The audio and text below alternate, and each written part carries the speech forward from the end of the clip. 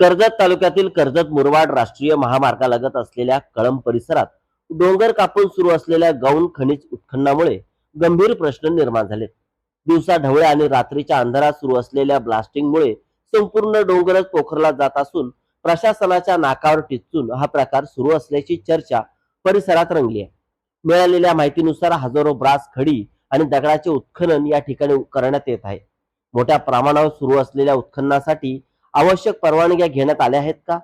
उत्खनन नियमानुसार सुरू आहे का? तसेच शासनाचा महसूल योग्यरित्या जमा होत आहे की बुडवला जात आहे, असे अनेक प्रश्न आता उपस्थित होत आहेत.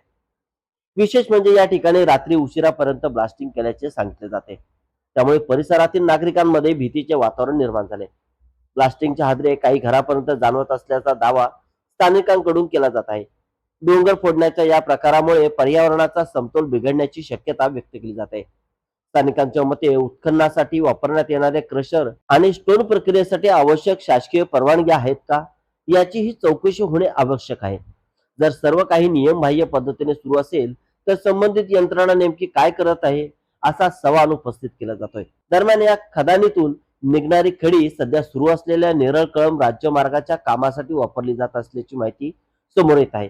मात्र विकास कामांच्या नावाखाली पर्यावरणाचा बळी दिला जात असेल तर त्याची जबाबदारी कोण घेणार, असा प्रश्न नागरिक विचारत आहेत. महसूल विभाग, तहसीलदार, खनिज कर्म विभाग आणि प्रदूषण नियंत्रण मंडळ यांनी संयुक्त पाहणी करून उत्खननाची वैधता, महसूल वसुली, ब्लास्टिंगची परवानगी आणि पर्यावरणीय नियमांचे पालन यांची सखोल चौकशी करावी, अशी मागणी आता जोर धरू लागली. कळंब मधील डोंगर पोखरणाऱ्या खनिज माफियांना प्रशासन लगाम घालणार की हा निसर्ग विध्वंस असाच सुरू राहणार, याकडे संपूर्ण तालुक्याचे लक्ष लागले.